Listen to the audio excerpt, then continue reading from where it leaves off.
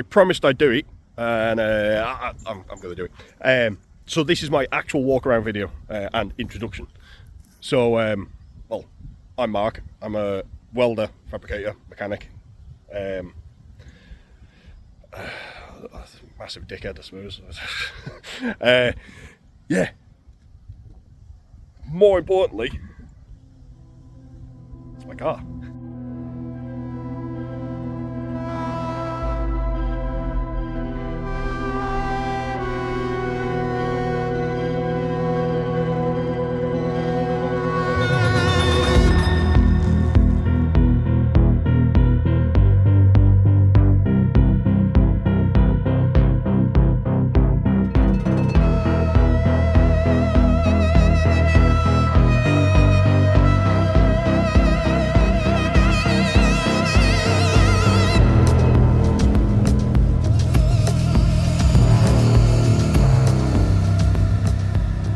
So this is my 1955 Ford Custom Line.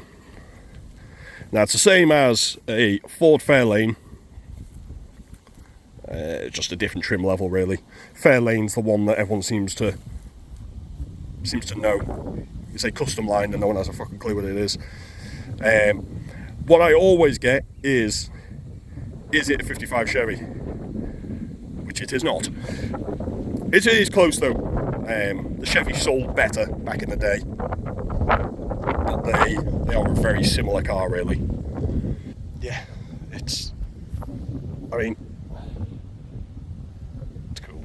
It had an apron and yeah, it was ugly. So I got rid of that. I finally got hold of a moon tank. It took me God knows how long to find one of them.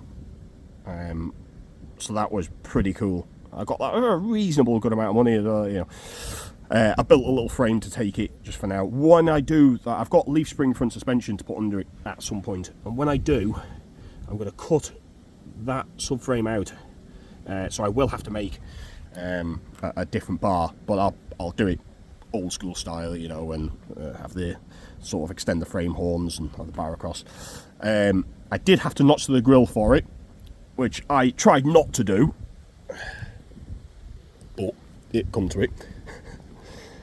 I got a set of the slot mags, or super slots on the front. They are period correct-ish, aren't they?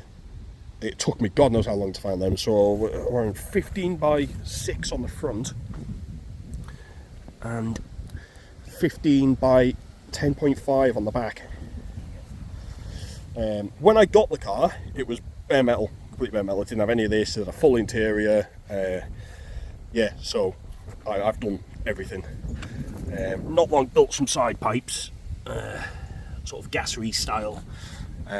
When I put the leaf spring front suspension on, I will be building some fender well headers, you know, and of course they've got to be appliance white.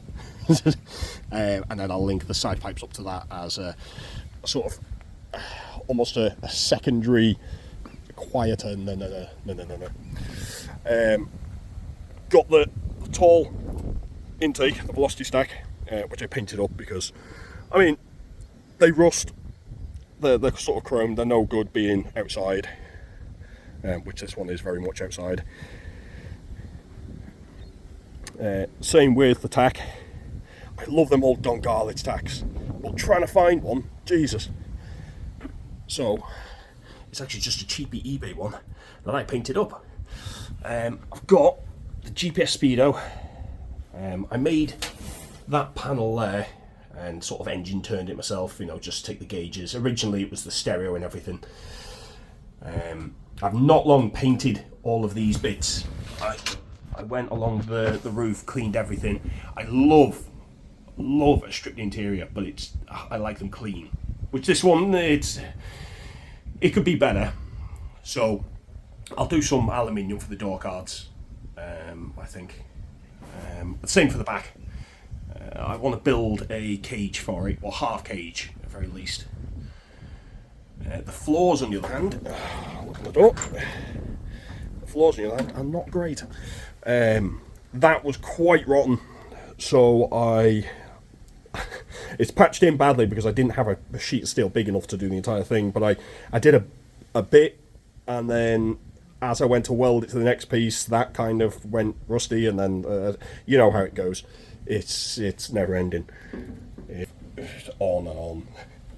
So that wasn't my favourite job to do. Obviously got they're all perspex at the back, and as well at the front. Now, what I really love about part of what I love about gases is the whole, the tinted windows, and they're all stupid colours, and they're just cool. They almost seem rebellious, as in they're just completely different. They stand out, and yeah. So I've always wanted to build a gasser. My last truck, I had an '81 Chevy C20. And I swapped it for this because, well, I'll try and include some pictures of it. But it was, like I said, it was bare metal. It was kind of a custom style, so it was on white walls, hubcaps, red steelies. I think the roof was red or in primer. It was cool, but it wasn't what I wanted. So, as well with the door cards. Not the door cards, sorry, the windows. This is the door handle. I wanted like old NASCAR or like Dodge Dart, they would use the leather strap, and I mean it works. I was quite surprised it works, but it works. It's maybe not the best, but yeah, it kind of does everything I need it to do. Got the low back seats. The reason I bought these, I wanted low back bucket seats anyway, but the reason I bought these specifically was the seat covers. I fell in love with them seat covers. I mean, they're gold metal flake, they're just cool. Fire extinguisher. The gearbox on it is a BorgWarner T5 World Class. So, like 90s Mustang, or they're coming quite a lot actually. So it's a good gearbox. That was already swapped in when I got it, so that was a good thing. That was actually one of the major selling points of the car, was that it was 5-speed manual. And I bought a gear knob and painted it up gold metal flake, same as I've done the roof. But yeah, I will. So I will have to redo the floors. I'm just gonna flat floor it. I think I will just cut the floors out and just flat floor it, a sheet either side. And so I welded up there. That was a big old hole that someone had cut out. That was not good. Under there, it's kind of. I mean, the good thing with this is it's an old car. There is very little wiring. It's very basic, as basic as you could want, really. Whereas from someone that hates wiring, is a good thing. Was all done by me. I've got a friend to print me off, kind of like a negative stencil, so I could do this because I wanted this better than the rest. It came out all right. I'm going to redo it. Like I said, I'm going to paint the car, I think. I've kind of decided on the colour. So I think I will do the sign writing next time bigger. Maybe across the arch kind of thing.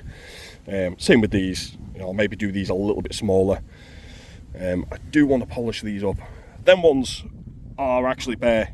They're polished. They're just not shiny. These ones have been powder coated. So still running the original rear axle. Still running the original engine. So the boot, when I got it, it had a boot latch, but it was kind of connected with a bit of cable. Wasn't ideal. So I've done the straps. Now I've always loved the look of old 50s race cars, with the straps and things. Yeah.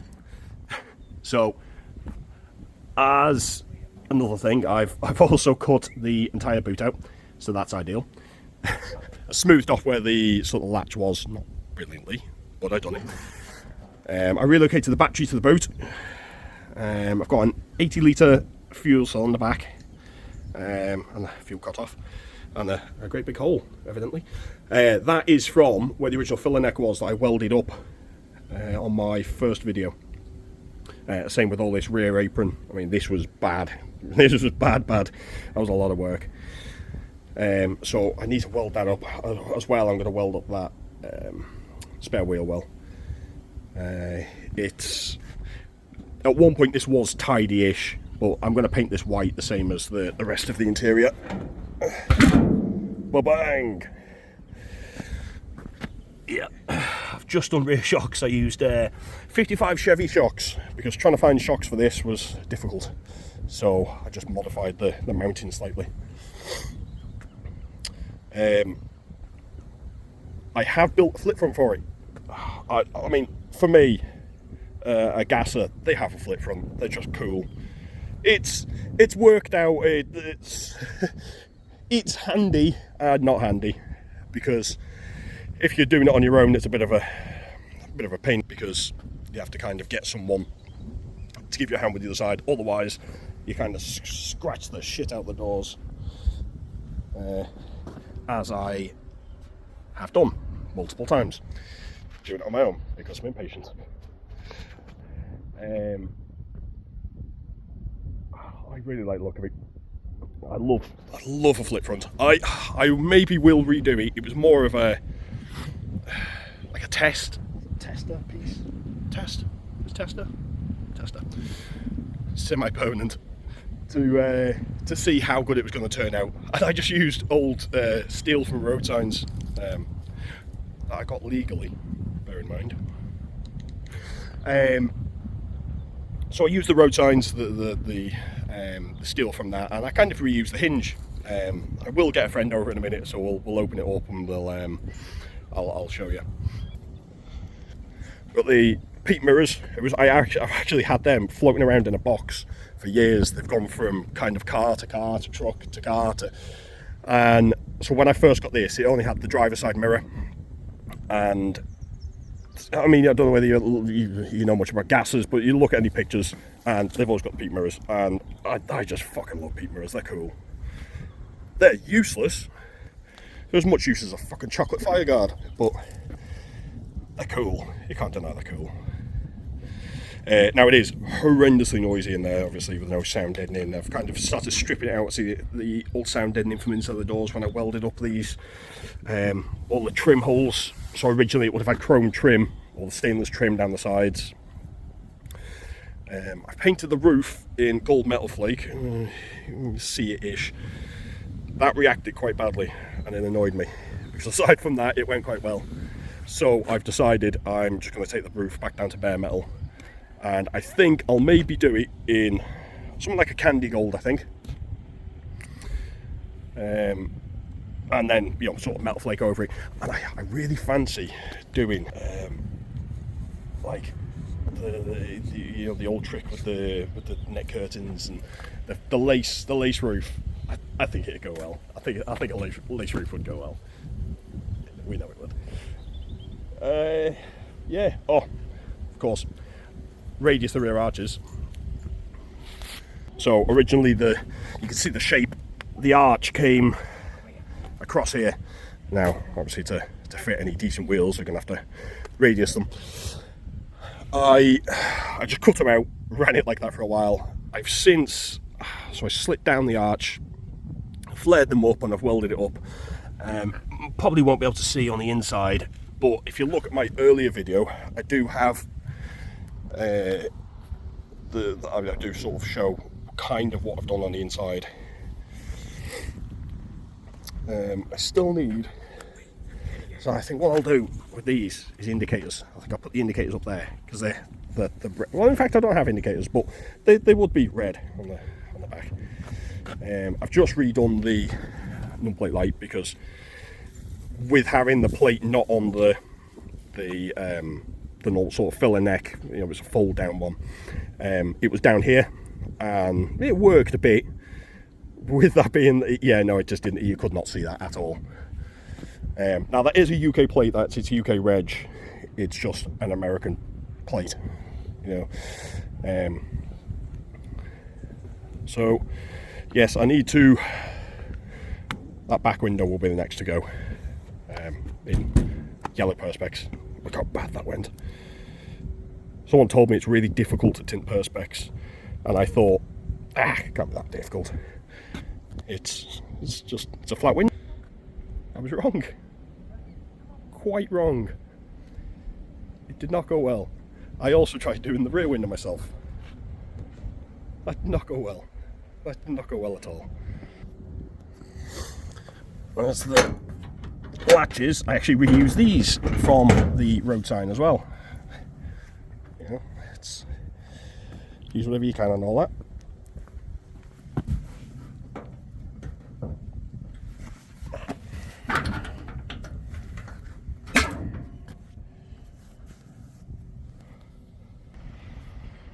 Jeez, these wheels are dirty. Who let these get like this? Christ on a bike. It's almost like it's used every day. The engine bay is nothing too fancy, as in nothing fancy in the slightest. Recently done the headlight wiring, that's how it ended up. I didn't want to go too fucking fancy with it because the whole car needs rewired essentially. It's 70-year-old wiring, it's never going to be great. So I've got a hot rod wiring loom there for it, which I'm putting off because I don't want to do it. So I removed all the inner wings. This is where the original sort of vents were. I welded them up. Same with the sort of where it bolted, everything bolted, all the inner wings. I just painted them black for now. Again, I will probably paint them white. I'm still on the original Widowmaker, the single pot master cylinder. I rerun some new fuel lines, so you know, just for safety and whatnot. Had to redo brake line. Only had to redo the one. Not too bad. Not too bad. So this is a 272 Y block, or I believe it's 272. Originally it was 272. It might not be a 272 anymore. I don't really know much about Y blocks, but they were Ford's second ever V8. They had the flathead and then the Y block. They're kind of very deep skirted, so if you ever look at them from the front, they do sort of look like a Y. Still obviously a V8, but they look like a Y. So flip front, it was actually pretty easy. You see the hinge down there that I made, and all the frame and everything was all donated by Road Signs. Legal Road Signs. Still, everyone always asks me about the exhaust manifold. Why does one exit from the front and one exit from the back? So originally had a crossover. So this pipe went across to the passenger manifold. And one of the dumb things with people with Y blocks is they blank one off and the exits out the back, and then this one they just leave round. So to make a twin system, yeah, it makes them sound better. They sound cool. I have just received my hinges. I've just received my flanges for the Y block, so I can make fender well headers at last. I can't do them just yet though, because I need to raise the car first. Otherwise, you know, hot header, tyre, not ideal. So the other day when it was apart, I painted all the intake and the valley pan. You can see my fancy air filter. Fancy air filtery. Original radiator, which is good. It's not good. It's not really. It keeps you cool. So realistically, it does its job. Now originally this car was 6 volt with a dynamo and points. Yeah, I know, right? It's got a Mallory, I believe, distributor. I'm sure it was Mallory. I think it's Mallory. It was Mallory. It's been 12 volt converted. That was before I got it, which is good because it's wiring. I don't want to do it. I have wired in an alternator, so that helped. Not that I've got many electrics to run. It's about as basic as you can get. It's still running, believe it or not, a 2-barrel. And it runs well with a 2-barrel. And it's probably because the car's so light. But that's one of the next things to change, I think, once I find an intake manifold for it. I would really, really like a 2x4 manifold. So I could put the 2 4-barrel carbs on, because what's cooler on a gasser?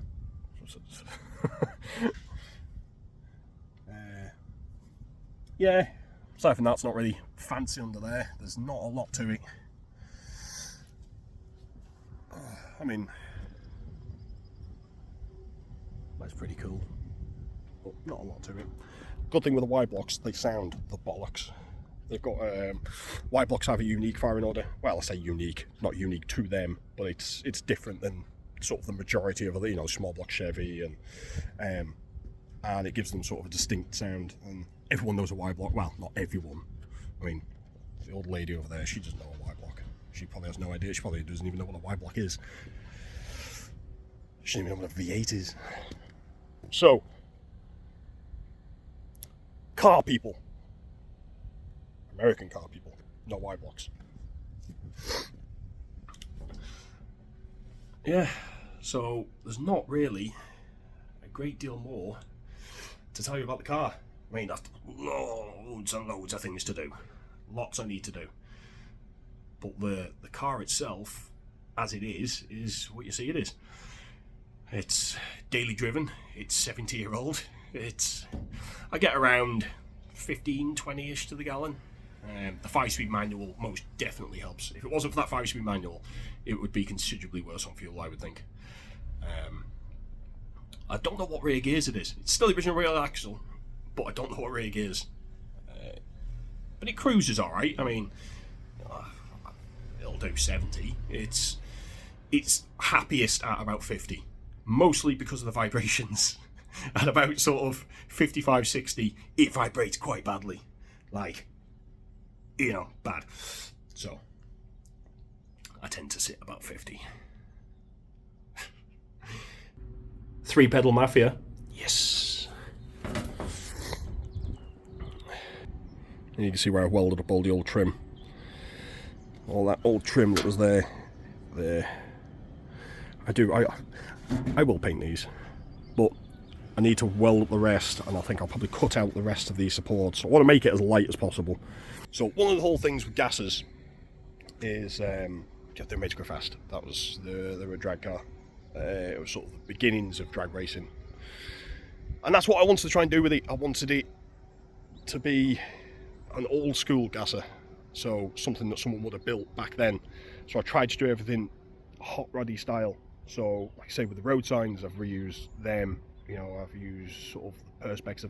I've done it, instead of putting a horrendously big engine in, which I can't afford, I've gone to make it as light as possible for the time being.